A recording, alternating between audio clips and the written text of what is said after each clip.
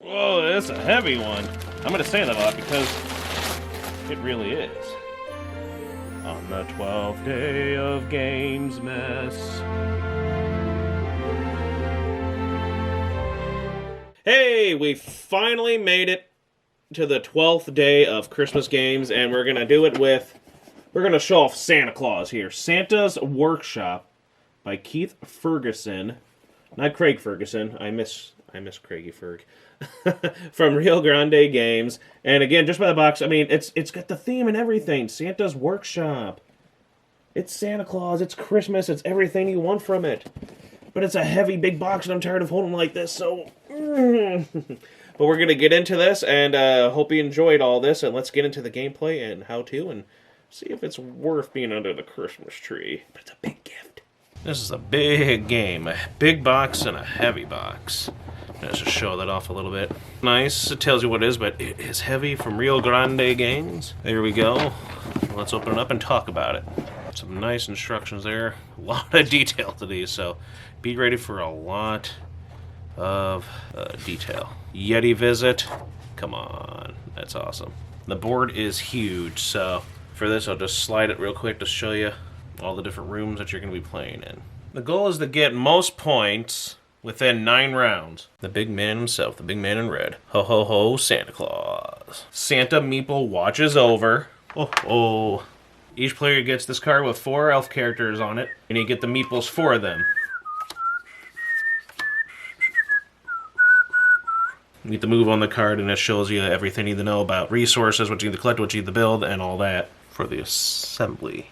You put the elves to different rooms and can get resources, skills. For example, this will require the wood or whatever to make, and then you get so many points. And then there's also the room with the plastic. You can get a lot of plastic. That's what you would get.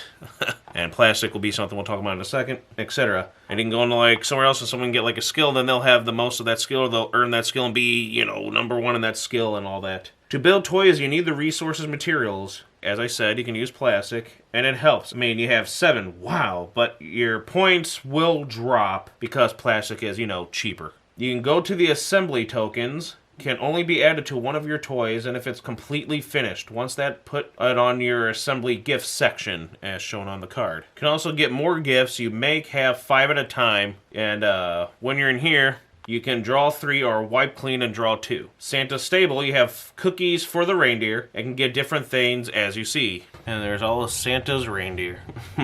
And the sled and the coal mine to get coal. I feel like I'm holding one of those pizzas with the big dough. It's so wobbly, but this is a big board. Oh my gosh. Whoever has the tree is basically gets to go first for the next round. At the end of every 3rd round, whoever has most completed gifts will score bonus points. And again, your score is on the gifts you completed, basically. There are event cards to be played too. Can add or not.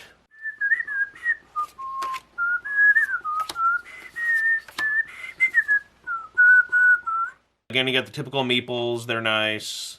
I like the board, the layout, the track. I like games like this, you know, the typical, put the little wooden meeples somewhere. You have to get the resources to build and all that. And then you put on the little cards here to build. So I've always liked that. Again, I enjoy the meeples. Again, there's some flaws with the quality, but still. You get to place elves somewhere and build. You get the resources, go and build for more points. And I like the route of you can go more cheaper to make your gifts. And it kind of helps with the strategy of that too. What you need to make, and the points dropping. These are the toys to make. Assembly area gets iffy, and towards the end of the game gets challenging, especially the assembly tokens, harder for spots to get. Easy to get resources and build, enough to do, but eventually at the end, you'll be doing the same thing, repetitive, and also all players will be, you know, not enough worker space. So I don't know, that's the weak point. But other than that, the concept is great. The theme, the idea, but with more players, well, you'll see if you ever try it. I say give it a try, especially for Christmas. It takes a little bit to play, but it's still kind of fun. But towards the end, if there's some way to fix it, it can be a little bit better. Maybe allowing certain things, make your own house rules, special rules for something. But again, the art I kind of like. It's very interesting art for all the characters. I like the little track with the candy themes, and I like that. And it's cool seeing the reindeer. And that's basically it. Now back to this.